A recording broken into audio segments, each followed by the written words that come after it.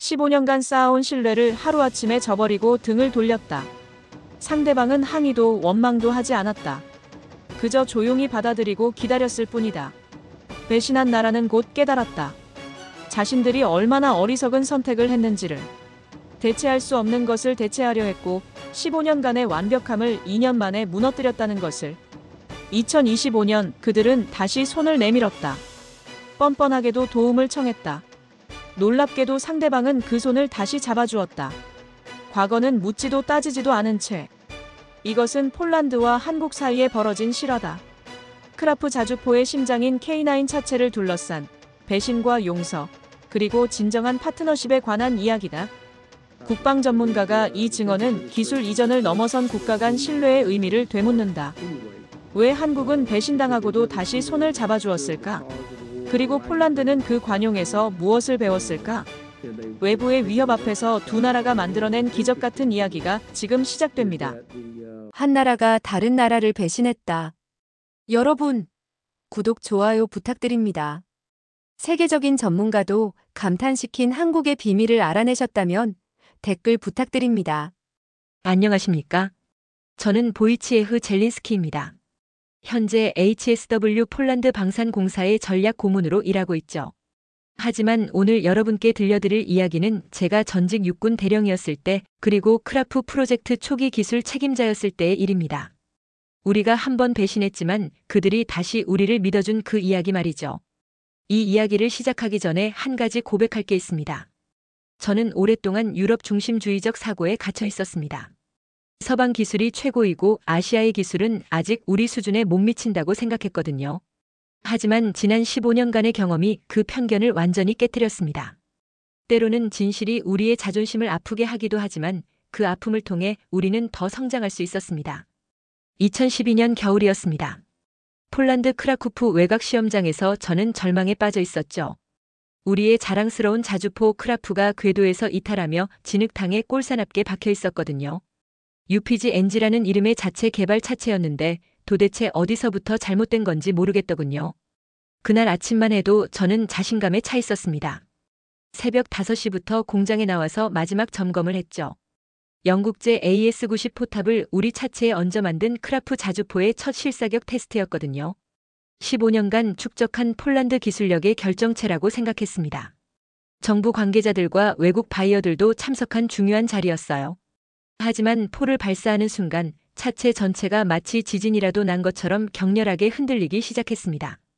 포의 정확도는 엉망이 되었고 승무원들은 비명을 지르며 차체에서 뛰어내렸죠. 그 순간 저는 온몸에 소름이 돋았습니다. 수백 명의 시선이 저에게 집중되는 걸 느꼈거든요. 참석한 독일 바이어가 중간에 자리를 뜨는 모습을 보며 저는 가슴이 무너지는 것 같았습니다. 벨기에 대표도 고개를 저으며 동료와 속삭이더군요. 그 순간 15년간 쌓아올린 폴란드 방산업계의 신뢰가 한순간에 무너지는 것 같았어요. 기술진들이 달려와 차체를 점검했지만 문제는 한두 가지가 아니었습니다. 현가장치의 강성 부족, 포 반동 흡수 시스템의 설계 오류, 그리고 무엇보다 차체 자체의 무게 배분이 완전히 잘못되어 있었거든요. 저는 그 순간 깨달았습니다.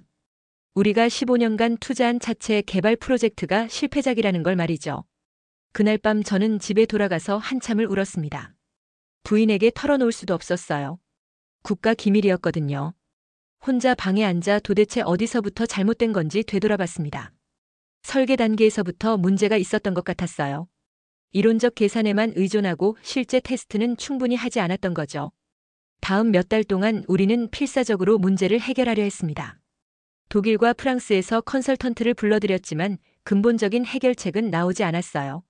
예산은 이미 2배로 늘어났고 납기는 3년이나 지연되었죠. 언론에서는 폴란드 방산업계의 실패 사례로 연일 보도했습니다. 정치권에서도 책임론이 거세게 일었어요. 그런데 2014년 러시아가 크림반도를 침공했습니다. 갑자기 시간이 없어졌어요.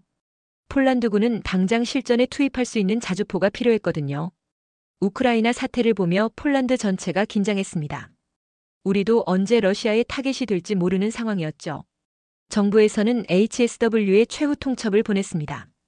6개월 안에 실용화 가능한 자주포를 만들어내지 못하면 프로젝트를 중단하겠다는 거였어요. 저는 그때 정말 막막했습니다. 15년간 개발한 UPG 엔진을 6개월 만에 완전히 뜯어 고친다는 게 가능한 일인가요? 그때 누군가가 제안했습니다. 한국에 K9 차체를 수입해보자고요. 솔직히 저는 처음엔 반대했습니다. 아시아의 작은 나라가 만든 차체가 우리 유럽 기술보다 나을 리 없다고 생각했거든요. 하지만 선택의 여지가 없었습니다. 우리는 한국 한화에 K9 차체 도입을 요청했죠. 그 결정을 내리던 날을 저는 평생 잊을 수 없습니다. HSW 임원회의에서 3시간 동안 격론을 벌였어요. 유럽 기술을 포기하고 아시아 기술에 의존한다는 게 자존심 상하는 일이었거든요. 하지만 국가 안보라는 더 큰 명분 앞에서 개인적 자존심은 접어야 했습니다. 2014년 늦가을 드디어 K9 차체가 폴란드에 도착했습니다. 첫인상은 놀라웠어요. 우리 UPG-NG보다 훨씬 정교하고 견고해 보였거든요. 차체 표면의 마감 처리부터가 달랐습니다.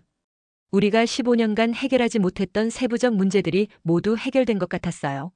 하지만 진짜 놀라운 건 그 다음이었습니다. 우리 크라프 포탑을 K9 차체에 장착하는 작업이 시작되었는데 단 한 번의 튜닝도 없이 완벽하게 결합되더군요. 마치 처음부터 서로를 위해 설계된 것처럼 말이죠. 이건 단순한 우연이 아니었습니다. 한국 기술진들이 우리 포탑 사양을 미리 면밀히 검토했던 거예요. 첫 시험 발사 날을 저는 평생 잊을 수 없습니다. K9 차체에 장착된 크라프포가 포탄을 발사하는 순간 차체는 미동도 하지 않았습니다. 2년 전 그 악몽 같은 흔들림은 온데간데 없었어요. 포의 정확도는 나토 사격 평가에서 최고점을 기록했죠. 그 순간 저는 깨달았습니다. 우리가 15년 동안 찾지 못한 답을 한국이 이미 가지고 있었다는 걸 말이에요. 한화로부터 120문분의 K9 차체가 도입되기 시작한 건 2015년부터였습니다. 매주 몇 대씩 폴란드에 도착하는 K9 차체들을 보며 저는 묘한 감정에 휩싸였죠. 자존심이 상하면서도 동시에 안도감이 들었거든요. 이제야 제대로 된 자주포를 만들 수 있겠다는 생각이 들었어요. 한국에서 파견된 기술진들과 함께 일하면서 저는 많은 걸 배웠습니다. 그들의 작업 방식이 우리와 확연히 달랐거든요. 독일이나 프랑스 기술진들은 이론적 설명을 중시했지만 한국 기술진들은 실무 경험을 바탕으로 한 구체적 해결책을 제시했어요. 문제가 생기면 즉시 현장에 나와서 직접 확인하고 해결 방안을 찾았습니다. 크라프 자주포가 본격적으로 실전 배치되기 시작하자 흥미로운 일이 벌어졌습니다. 병사들 사이에서 K9 차체를 폴란드의 심장이라고 부르기 시작한 거예요. 처음엔 저도 이해할 수 없었습니다. 한국제 차체인데 왜 폴란드의 심장이냐고 생각했거든요. 그런데 곧 그 이유를 알게 되었습니다. 2016년 나토 연합훈련에서 벌어진 일이었죠. 독일의 PGH-2000, 프랑스의 시저, 미국의 펠라딘과 함께 우리 크라프도 참가했는데 극한의 날씨 조건에서 성능 테스트가 이루어졌습니다. 영하 25도의 혹독한 추위와 폭설이 내린 노르웨이 산악지대였어요. 첫 번째 테스트는 폭설이 내린 험준한 산악지대였습니다. 다른 서방 자주포들이 눈길에서 미끄러지며 고전할 때 K9 차체 기반의 크라프는 1%의 미끄러짐도 없이 완벽하게 작동했습니다. 궤도의 접지력과 중량 배분이 완벽했어요. 심지어 급경 사면에서도 안정적으로 포격을 가할 수 있었죠. 두 번째는 진흙탕이 된 습지대였는데 역시 크라프만이 문제없이 기동했죠. 다른 자주포들은 진흙에 바퀴가 빠져서 견인차를 불러야 했지만 K9 차체는 마치 평지를 달리는 것처럼 움직였어요. 그 광경을 본 나토 지휘관들이 모두 감탄했습니다. 세 번째 테스트에서는 정말 놀라운 일이 벌어졌습니다. 연속 사격 테스트였는데 1시간 동안 쉬지 않고 포를 발사하는 극한 테스트였어요. 다른 자주포들은 포신 과열로 사격을 중단해야 했지만 K9 차체 기반의 크라프는 끝까지 버텨냈습니다. 냉각 시스템이 완벽하게 작동했거든요. 훈련이 끝난 후 독일 지휘관이 저에게 다가와서 말했습니다. 우리는 영국 포탑을 썼지만 결국 한국이 무기를 완성시켰다고요. 그때 저는 깨달았습니다. 병사들이 K9 차체를 폴란드의 심장이라고 부르는 이유를요. 심장이 멈추면 몸 전체가 죽는 것처럼 K9 차체 없이는 크라프 자주포 자체가 존재할 수 없었거든요. 미국 펠라딘 지휘관도 인상적인 말을 했습니다. 이제 우리가 한국 기술을 무시할 수 없겠다고요. 그는 K9 차체의 서스펜션 시스템을 특히 높이 평가했어요. 험지 기동성에서 보여준 성능이 기존 서방 자주포를 능가했다는 거였죠. 유지보수 면에서도 K9 차체는 놀라운 성능을 보여줬습니다. 다른 서방 자주포들이 복잡한 정비 과정을 거쳐야 할 때 크라프는 간단한 점검만으로도 완벽한 상태를 유지했죠. 부품 교체도 훨씬 쉬웠고 무엇보다 고장률이 현저히 낮았습니다. 가동률이 95%를 넘었어요. 이는 나토 표준을 훨씬 상회하는 수치였습니다. 더 놀라운 건 연료 효율성이었습니다. 같은 거리를 이동할 때 K9 차체는 다른 서방 자주포들보다 30% 적은 연료를 소모했어요. 이는 실전에서 작전 지속 능력과 직결되는 중요한 요소였죠. 군 수뇌부에서도 이 점을 높이 평가했습니다. 병사들의 반응도 달랐습니다. 기존 서방 자주포 조종사들은 복잡한 조작 방법 때문에 고생했는데 K9 차체는 직관적이고 간단했어요. 신병 교육 기간도 기존보다 2주나 단축될 수 있었죠. 이는 실전 배치 속도를 크게 높여주었습니다. 그 시절을 돌이켜보면 저는 복잡한 감정에 휩싸입니다. 한편으론 우리 기술의 한계를 인정해야 했지만 다른 한편으론 한국 기술에 대한 존경심이 생겨났거든요. K9 차체는 단순한 수입품이 아니었습니다. 그것은 폴란드 방산업계의 새로운 기준을 제시한 혁신이었죠. 저는 그때부터 K9 차체를 폴란드 방산업계의 마스터 클래스라고 부르기 시작했습니다. 우리가 배워야 할 것들이 너무 많았거든요. 설계 철학부터 제조 공정까지 모든 것이 교훈이었어요. 시간이 흐르면서 폴란드 내부의 미묘한 변화가 일기 시작했습니다. 2023년 즈음부터 HSW 내부 회의에서 이런 목소리들이 나오기 시작했거든요. 이제 우리도 한국 없이 자주포 차체를 만들 수 있지 않겠냐는 거였죠. 10년간 축적된 노하우가 있으니 이제 독립할 때가 되었다는 논리였습니다. 저는 그런 분위기가 달갑지 않았습니다. 회의 때마다 아직 안 된다고 강력히 반대했죠. K9 차체의 기술력을 10년 가까이 지켜본 저로서는 우리가 그 수준에 도달하려면 최소 5년은 더 필요하다고 생각했거든요. 하지만 제 목소리는 점점 묻혀갔습니다. 특히 젊은 엔지니어들이 자신감을 보이기 시작했어요. 그들은 K9 차체를 분해해서 역설계한 경험이 있었거든요. 이제 우리도 충분히 만들 수 있다는 게 그들의 주장이었죠. 하지만 저는 그게 얼마나 위험한 착각인지 알고 있었습니다. 겉으로 보기에는 똑같아 보여도 실제 제조 공정과 품질 관리 노하우는 전혀 다른 차원의 문제였거든요. HSW 경영진은 결국 유럽산 차체 개발 체계를 공식 선언했습니다. 기술 독립이라는 명분 아래 K9 차체 의존도를 줄이겠다는 계획이었죠. 독일과 프랑스 업체들과 공동개발 MOU도 추진하기 시작했습니다. 언론에서는 폴란드 방산업계의 자립이라며 큰 의미를 부여했어요. 정치권에서도 이를 적극 지지했습니다. EU 내에서 아시아 의존도를 줄이라는 압력이 거세지고 있었거든요. 유럽 자립이라는 거대한 흐름 속에서 한국과의 협력을 축소하는 것이 정치적으로 올바른 선택처럼 보였죠. 저는 그때 불길한 예감이 들었어요. 2024년 초 드디어 첫 번째 유럽산 시제 차체가 완성되었습니다. 독일 업체가 주도한 프로젝트였는데 겉보기엔 K9 차체 못지않게 정교해 보였죠.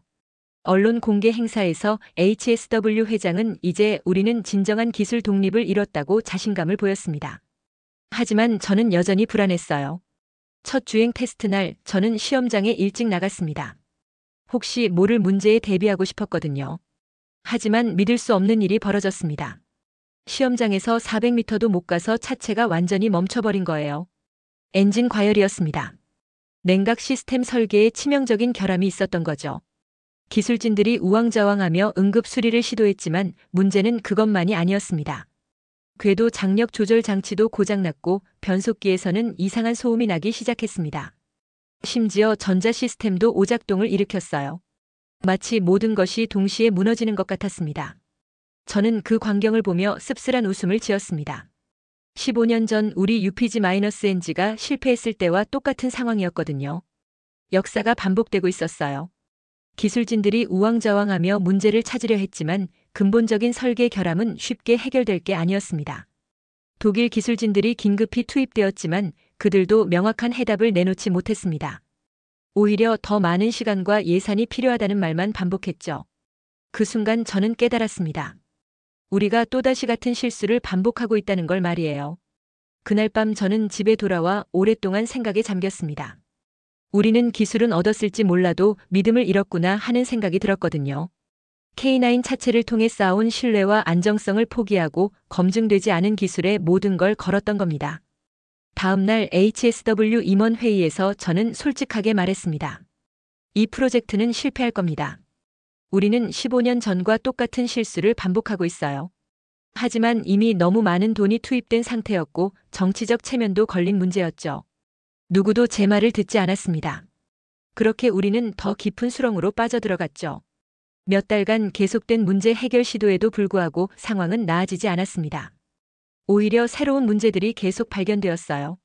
차체 균열, 전자 시스템 불안정, 연료 효율성 저하까지 마치 저주라도 받은 것 같았습니다. 예산은 이미 당초 계획의 3배를 넘어섰고 일정은 2년이나 지연되었죠. 가장 당황스러웠던 건 한화의 반응이었습니다. 우리가 기술 독립을 추진하며 사실상 한국을 배제하려 한다는 걸 분명히 알고 있었을 텐데 공식적인 항의나 반박이 전혀 없었거든요. 그저 조용히 지켜보고만 있었죠. 처음에는 그들이 뭔가 계획을 세우고 있는 건 아닌지 의심했습니다. 보복 조치를 준비하고 있거나 아니면 다른 나라로 눈을 돌리고 있는 건 아닌지 말이에요. 하지만 그런 기미는 전혀 보이지 않았어요. 단지 침묵할 뿐이었습니다. 2024년 중반 한화 측에서 간단한 통보가 왔습니다. 기술 문서 폐기 통보와 함께 현장 기술진들을 철수시키겠다는 내용이었어요. 외교적 항의나 감정적인 대응은 전혀 없었습니다. 그냥 사무적으로 깔끔하게 정리하고 떠나겠다는 거였죠. 마치 처음부터 이런 일이 일어날 것을 예상했던 것 같았어요. 저는 그 소식을 듣고 묘한 감정에 휩싸였습니다. 화가 나는 게 정상인데 오히려 그들의 품격 있는 대응이 더 마음에 걸렸거든요. 우리가 먼저 등을 돌렸는데도 불구하고 그들은 끝까지 신사적이었습니다. 이런 상황에서도 상대방의 체면을 세워주려 했어요. 한화 기술진들이 철수하던 날 저는 공장에 나가서 그 광경을 지켜봤습니다. 10년 가까이 함께 일했던 한국 엔지니어들이 조용히 짐을 싸고 있었죠. 그들의 표정에는 원망이나 분노가 아니라 오히려 아쉬움 같은 게 서려 있었어요. 특히 기억에 남는 것은 김 부장이라는 분이었습니다. 그분은 K9 차체 초기 도입부터 함께한 베테랑 엔지니어였어요. 폴란드어도 유창하게 구사했고 현지 기술진들과도 친형 같은 사이였죠. 그분이 저에게 다가와서 악수를 청했습니다. 대령님, 그동안 고생 많으셨습니다. 건강하세요. 고맙다는 인사와 함께 건강하라는 말을 남기고 떠났어요. 그 순간 저는 깨달았습니다. 우리가 얼마나 어리석은 짓을 했는지 말이죠. 이런 좋은 사람들을, 이런 신뢰할 만한 파트너들을 우리가 스스로 등 돌렸구나 하고요. 한국 기술진들이 모두 떠난 후 공장 분위기가 확연히 달라졌습니다. 뭔가 활기가 없어졌어요. 그들이 있을 때는 항상 웃음소리가 들렸는데 이제는 정적만 감돌았습니다. 현지 기술진들도 많이 아쉬워했어요. 김 부장 같은 분들에게서 배운 게 너무 많았다고 했거든요. 몇 달 후 예상했던 대로 유럽산 차체 프로젝트에서 결함이 연달아 발생하기 시작했습니다. 엔진 과열 문제는 해결되지 않았고 새로운 문제들이 계속 터져나왔죠. 변속기 고장, 현가장치 파손, 전자 시스템 오류까지 마치 저주라도 받은 것 같았습니다. 가장 심각했던 것은 내구성 문제였습니다. K9 차체는 5만 킬로미터를 무리 없이 달렸는데 유럽산 시제품은 1만 킬로미터도 못 가서 주요 부품들이 마모되기 시작했어요. 특히 궤도 시스템의 수명이 예상보다 훨씬 짧았습니다. 이는 실전에서 치명적인 약점이 될 수 있었죠. HSW 내부에서 K9 차체 재계약 필요론이 다시 고개를 들기 시작했습니다.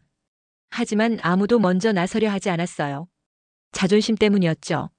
한번 배신한 상대에게 다시 도움을 청한다는 게 얼마나 부끄러운 일인지 모두 알고 있었거든요. 그런 와중에 폴란드 기술진들이 다시 K9 설계서를 꺼내기 시작했습니다. 유럽산 차체 문제를 해결하려면 비교 대상이 필요했거든요. 그들이 설계서를 보며 하는 말이 가슴에 박혔습니다. 이게 기준이었다고, 우리가 돌아가야 할 기준이 바로 이거였다고요. 저는 그날 밤 잠을 이룰 수 없었습니다. 10년 전 K9 차체를 처음 봤을 때의 감동과 경외감이 다시 살아났거든요. 우리는 왜 그 완벽함을 버리고 불확실한 길로 빠져든 걸까요? 자존심이 이성을 가린 결과였습니다. 더 충격적이었던 것은 다른 나라들의 반응이었습니다. 노르웨이에서 K9 차체 기반 자주포를 대량 도입했다는 소식이 들려왔어요. 핀란드도 한국과 방산 협력을 확대한다고 발표했죠. 우리가 한국을 버리는 동안 다른 유럽 국가들은 오히려 한국과 더 가까워지고 있었던 겁니다. 2025년 4월 드디어 폴란드 정부가 결단을 내렸습니다. HSW 회장이 저를 불러서 조용히 말했죠. 한화의 재협상을 요청하라고요. 하지만 조건이 있었습니다. 언론에 알리지 말고 최대한 조용히 처리하라는 거였어요. 정치적 체면을 최대한 지키면서 실익을 챙기고 싶었던 거죠. 저는 그 임무를 맡으며 복잡한 심정이었습니다. 한번 배신한 우리를 그들이 받아줄까요? 혹시 거절당하면 어떻게 해야 할까요? 그런 걱정들이 머릿속을 맴돌았거든요. 하지만 다른 선택의 여지는 없었습니다. 유럽산 차체 프로젝트는 이미 돌이킬 수 없는 실패작이었어요. 하나 측에 첫 연락을 했을 때의 반응이 지금도 기억에 남습니다. 놀랍게도 그들은 별다른 조건 없이 협상 테이블에 나오겠다고 했어요. 과거의 일은 묻지도 따지지도 않겠다는 태도였죠. 그 순간 저는 한국 사람들의 마음씨를 다시 한번 깨달았습니다. 사실 그 뒤에는 한화의 깊은 전략적 사고가 있었다는 걸 나중에 알게 되었습니다. 그들은 우리가 언젠가 돌아올 것을 예상하고 기다리고 있었던 거예요. 감정적으로 대응하지 않고 긴 안목으로 관계를 바라보고 있었죠. 이런 자세가 진정한 프로다움이라고 생각했습니다. 협상 과정은 생각보다 순조로웠습니다. 하나 측은 이미 새로운 제안서를 준비하고 있었거든요. 4,026억 원 규모의 K9 차체 구성품 계약이었는데 이전보다 훨씬 체계적이고 장기적인 계획이 담겨 있었어요. 단순한 부품 공급을 넘어서 기술 전수와 공동 개발까지 포함된 포괄적 협력 방안이었죠. 그들이 제시한 조건들을 보며 저는 놀랐습니다. 이전보다 더 유리한 조건들이 많았어요. 기술 이전 범위도 확대되었고 현지 생산 비율도 높였습니다.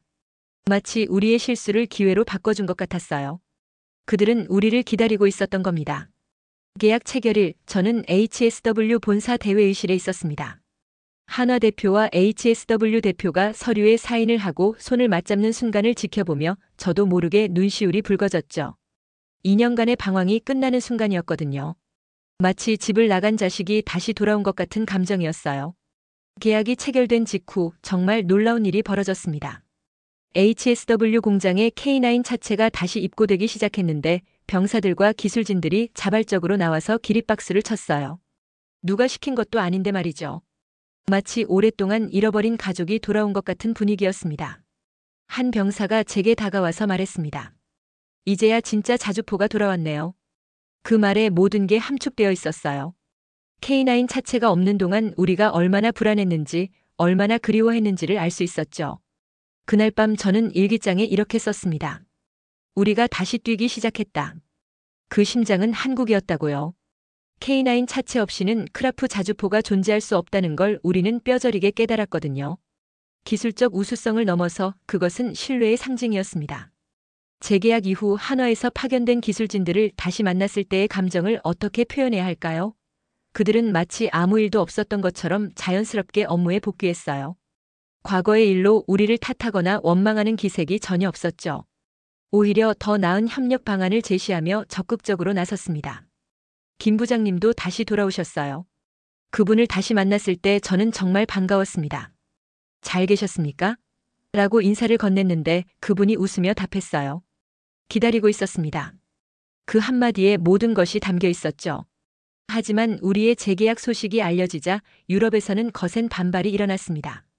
특히 프랑스와 독일 연합에서는 한국 무기를 더 이상 받아들일 수 없다며 강하게 압박해왔죠. 유럽 방산업계의 블록화가 가속화되고 있었거든요. 유럽의 돈이 아시아로 흘러가고 있다는 비판도 거셌어요. EU 차원에서도 미묘한 압력이 있었습니다. 유럽 내 방산 자립도를 높여야 한다는 명분으로 영내 기업들과의 협력을 우선시하라는 권고가 내려왔어요. 브뤼셀에서는 유럽 전략적 자율성이라는 용어를 자주 사용하며 아시아 의존도 축소를 강조했죠. 하지만 현실은 달랐습니다. 유럽 업체들이 제시하는 납기는 5년이었는데 한화는 18개월 만에 완전 납품이 가능했거든요. 더욱이 러시아-우크라이나 전쟁이 장기화되면서 폴란드의 안보 불안감이 최고조에 달해 있었어요. 이런 상황에서 5년을 기다린다는 것은 현실적으로 불가능했습니다. 저는 그때 나토 회의에 참석했는데 폴란드 국방장관이 한 말이 인상 깊었습니다. 우리 안보는 속도에 달려 있다고요. 러시아의 위협이 현실화된 상황에서 5년을 기다릴 여유는 없다는 거였죠. 품질과 신뢰성이 검증된 K9 차체를 포기할 이유가 없다는 논리였습니다. 독일 국방장관도 비공식적으로는 폴란드의 선택을 이해한다고 했어요. 전시에 가까운 상황에서 이념보다는 실용이 우선되어야 한다는 게 그의 판단이었죠. 프랑스 측도 공개적으로는 반대했지만 내부적으로는 한국 기술력을 인정하고 있었습니다. 하나 창원 공장을 방문했을 때 받은 충격을 저는 평생 잊을 수 없습니다. 공장 규모나 자동화 수준이 유럽의 어떤 방산업체보다 앞서 있었어요. 특히 품질 관리 시스템은 정말 인상적이었습니다. 모든 공정이 실시간으로 모니터링되고 있었고 불량률이 0.01% 이하로 관리되고 있었거든요. 공장 근로자 한 분이 저에게 이런 말을 했거든요. 우리는 철을 찍는 게 아니라 약속을 찍는 겁니다라고요. 그 말의 무게를 그때는 완전히 이해하지 못했는데 나중에 와서야 깨달았습니다. 그들에게 납기 준수는 단순한 비즈니스가 아니라 신뢰의 문제였던 거죠. 유럽 업체들과 한화의 차이는 단순히 기술력만이 아니었어요. 일정 준수에 대한 철학 자체가 달랐거든요.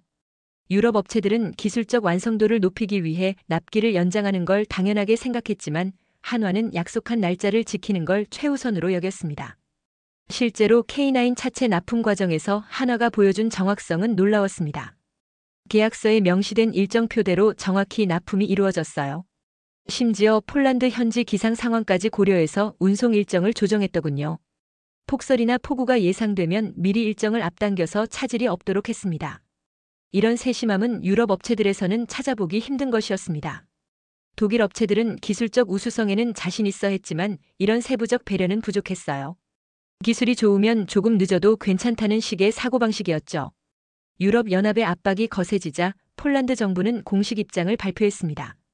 K9 차체는 단순한 수입품이 아니라 폴란드 방산업계의 핵심 기반 기술이라는 거였죠. 이미 10년간 검증된 신뢰성을 포기할 수 없다는 논리였습니다. 더 나아가 폴란드는 이후에 역제안을 했습니다. 한국과의 협력을 EU 차원의 아시아 전략으로 승격시키자는 거였어요. 중국 견제를 위해서라도 한국 같은 민주주의 국가와의 협력을 강화해야 한다는 논리였죠. 이는 상당히 설득력 있는 주장이었습니다. 어느 날 저는 큰 결심을 했습니다. 한국에서 파견 온 엔지니어들 앞에서 공식적으로 사과를 하기로 한 거예요. HSW 회의실에 그들을 모시고 제가 직접 말했습니다. 지난 2년 우리는 어리석었습니다라고요. 그 순간의 분위기를 어떻게 설명해야 할까요? 한국 엔지니어들은 당황스러워했어요. 굳이 사과할 필요 없다며 손사래를 쳤죠. 하지만 저는 끝까지 말을 이어갔습니다. 우리가 신뢰를 저버렸다고, 그리고 그것이 얼마나 큰 실수였는지 깨달았다고요. 김 부장님이 저를 말렸습니다. 대령님, 비즈니스에는 그런 게 있을 수 있습니다. 괜찮습니다. 하지만 저는 계속했어요. 이건 단순한 비즈니스가 아니었습니다. 우리는 파트너를 배신했어요. 그리고 그 대가를 혹독하게 치렀습니다. 놀랍게도 한화 측의 반응은 사과 요구가 아니었습니다. 오히려 폴란드 파견팀을 확대하겠다고 제안했어요. 공동 품질 관리 시스템을 구축해서 더 긴밀하게 협력하자는 거였죠. 그들은 과거보다 미래를 보고 있었습니다. 우리가 함께 더 좋은 무기를 만들어 봅시다. 한화 측 대표가 한 말이었어요. 원망이나 비난 대신 건설적인 제안으로 화답한 겁니다. 그 순간 저는 정말 부끄러웠습니다. 우리는 그동안 얼마나 편협한 시각으로 그들을 바라봤던 걸까요? 그날 저녁 저는 HSW 내부 회의록에 한 줄을 남겼습니다. 이제 이들은 공급자가 아닌 파트너다라고요. 단순한 거래 관계를 넘어서 진정한 동반자 관계로 발전해야 한다는 의미였어요. 그것이 앞으로 우리가 나아가야 할 방향이라고 생각했거든요. 한국 기술진들의 대응 방식에서 저는 많은 걸 배웠습니다. 그들은 사과에 대한 답례로 품질 향상 방안을 제시했어요. 기존 K9 차체의 성능을 더욱 끌어올릴 수 있는 개선안들이었죠. 차세대 엔진 도입, 스마트 서스펜션 시스템, AI 기반 정비 예측 시스템까지 정말 혁신적인 아이디어들이었습니다. 며칠 후 공장에서 흥미로운 장면을 목격했습니다. 폴란드 현장 기술자들이 K9 차체에 작은 스티커를 붙이고 있더군요. 가까이 가서 보니 감사합니다라고 한글로 쓰여 있었어요. 누가 시킨 것도 아닌데 자발적으로 한 행동이었죠. 그 스티커를 보는 순간 저는 깨달았습니다. 진정한 협력이란 계약서에 적힌 조건들을 넘어서는 것이구나 하고요. 마음과 마음이 통하는 관계, 서로를 존중하고 신뢰하는 관계, 그것이 바로 우리가 추구해야 할 파트너십이었습니다. 사과 이후 작업 분위기도 완전히 달라졌습니다. 한국 기술진들이 더 적극적으로 기술 전수에 나섰어요. 이전에는 계약상 의무 범위 내에서만 도움을 줬다면 이제는 자발적으로 추가 교육까지 해주었습니다. 같이 성장해야 한다는 게 그들의 철학이었어요. 폴란드 기술진들도 달라졌습니다. 이전에는 한국 기술을 단순히 베끼려고만 했다면 이제는 진짜 이해하려고 노력했어요. 질문의 수준도 높아졌고 토론도 더 활발해졌습니다. 진정한 기술 교류가 이루어지기 시작한 거죠. 2025년 말 한화와 HSW는 단순한 부품 공급 계약을 넘어서는 새로운 협정을 체결했습니다. 크라프 개량형 공동 개발과 유럽 수출 공동 마케팅 협정이었죠. 이제 우리는 진정한 의미의 파트너가 된 겁니다. 이 협정의 핵심은 50대 50 파트너십이었습니다. 기술도 50대 50으로 분담하고 수익도 반반씩 나누자는 거였어요. 더 중요한 건 의사결정도 공동으로 하기로 했다는 점이었죠. 이제 한국이 일방적으로 기술을 주고 폴란드가 받는 관계가 아니라 정말 대등한 파트너가 된 겁니다. 공동 개발 프로젝트가 시작되면서 놀라운 시너지가 일어났습니다. 한국의 차체 기술과 폴란드의 포 시스템 노하우가 결합되면서 기존보다 훨씬 진보된 자주포가 탄생하기 시작했거든요. 이건 단순한 기술 이전이 아니라 진정한 공동 창조였습니다. 특히 AI 기반 화력 통제 시스템은 정말 혁신적이었어요. 한국의 소프트웨어 기술과 폴란드의 포병 전술 노하우가 만나서 탄생한 걸작이었죠. 기존 자주포보다 정확도가 40% 향상되었고 반응 속도도 2배 빨라졌습니다. 더 흥미로운 건 문화적 융합이었습니다. 한국 엔지니어들이 폴란드어를 배우기 시작했고 폴란드 기술진들도 한국어 공부를 시작했어요. 언어 장벽이 허물어지면서 의사소통이 훨씬 원활해졌죠. 심지어 한국 음식과 폴란드 음식을 섞은 퓨전 레시피까지 등장했습니다. 저는 올해 초 군에서 전역하면서 회고문을 쓰기 시작했습니다. 제목은 심장의 모양은 한국이었다로 정했어요. 지난 15년간의 경험을 통해 깨달은 것들을 후배들에게 남기고 싶었거든요. 기술력만큼이나 중요한 것이 신뢰와 겸손이라는 걸 말이죠. 이 회고문에서 저는 특히 강조하고 싶었던 것이 있습니다. 편견을 버리라는 거였어요. 우리는 너무 오랫동안 유럽 중심적 사고에 갇혀 있었습니다. 아시아 기술을 과소평가했고 그 대가를 혹독하게 치렀죠. 앞으로는 이런 실수를 반복하지 말아야 합니다. 얼마 전 완성된 최신형 크라프 자주포를 보러 공장에 갔습니다. 차체 측면에 붙은 명판이 눈에 들어왔어요. 한국이 힘을 주고 폴란드가 지킨다는 의미의 문구였죠. 그 순간 저는 가슴이 뭉클했습니다. 이것이야말로 진정한 협력의 상징이구나 싶었거든요. 새로운 크라프 자주포의 성능은 정말 놀라웠습니다. 기존 모델보다 모든 면에서 업그레이드 되었어요. 사거리는 50% 늘어났고 정확도는 획기적으로 향상되었으며 생존성도 크게 개선되었습니다. 이 모든 것이 한국과의 진정한 협력을 통해 이뤄낸 성과였어요. K9 차체는 이제 유럽에서 가장 많이 쓰이는 비유럽산 방산 부품으로 공식 등록되었습니다. 단순한 수입품이 아니라 유럽 방산업계의 핵심 요소로 인정받은 거죠. 이는 한국 기술력의 우수성을 보여주는 명확한 증거였습니다. 노르웨이, 핀란드, 에스토니아까지 K9 차체를 도입하기 시작했어요. 유럽 전체가 한국 기술의 우수성을 인정하기 시작한 겁니다.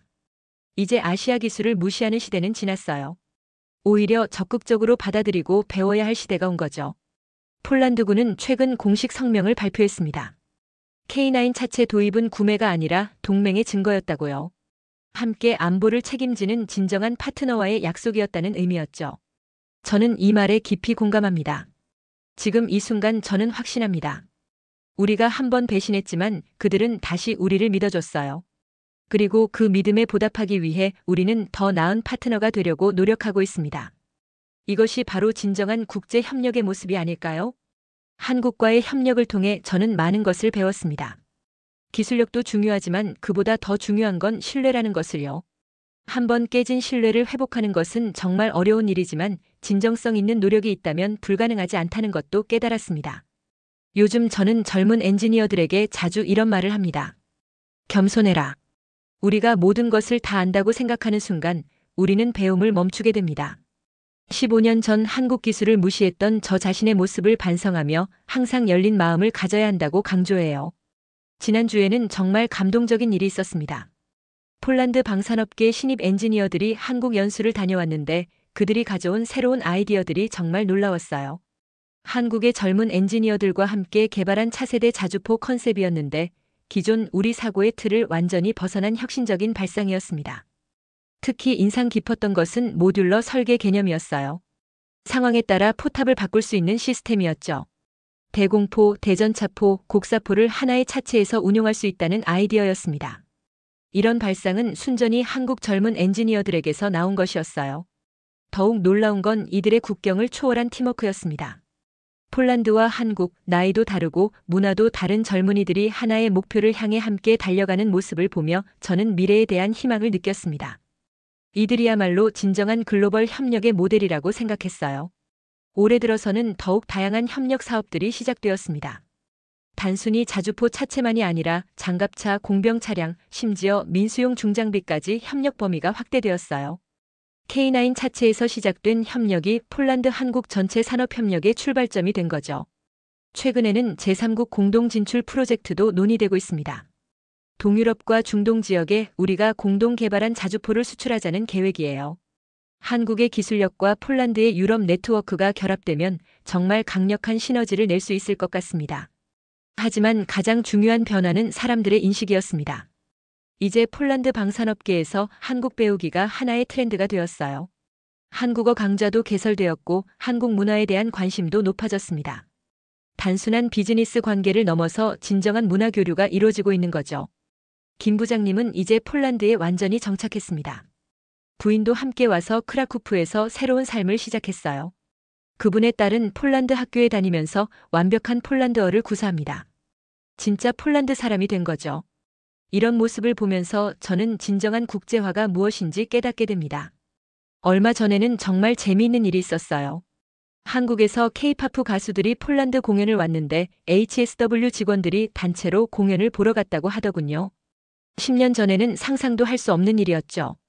기술 협력이 문화 교류로까지 확장된 겁니다.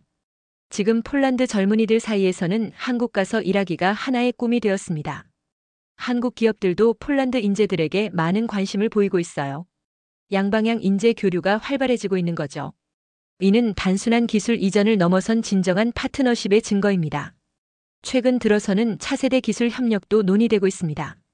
전기차, 수소차, 심지어 우주기술까지 협력 범위를 확대하자는 이야기가 나오고 있어요. K9 차체에서 시작된 작은 협력이 이제는 거대한 산업 생태계로 발전하고 있는 겁니다. 저는 요즘 종종 15년 전을 돌이켜봅니다. 그때 만약 우리가 자존심을 내려놓고 한국 기술을 겸허하게 받아들였다면 어떻게 되었을까요? 아마 지금보다 훨씬 앞서 있었을 것 같아요. 하지만 늦었다고 생각할 때가 가장 빠른 때라고 하잖아요. 지금부터라도 제대로 시작하면 됩니다. 심장의 모양은 한국이었지만 그 심장으로 뛰는 몸은 바로 우리 폴란드입니다. 이제 우리는 하나의 몸이 되어 함께 뛰고 있어요. 한국의 기술력과 폴란드의 의지가 만나서 만들어낸 이 아름다운 협력 모델이 다른 나라들에게도 좋은 본보기가 되기를 바랍니다. 마지막으로 제가 후배들에게 꼭 전하고 싶은 메시지가 있습니다. 국경과 인종을 초월한 진정한 협력이야말로 인류 발전의 원동력이라는 것입니다. 우리는 서로 다르기 때문에 더 강해질 수 있어요.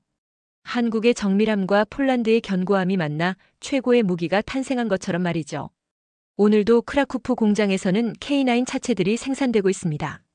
그 차체들 하나하나에는 한국과 폴란드 양국 엔지니어들의 땀과 열정이 담겨 있어요.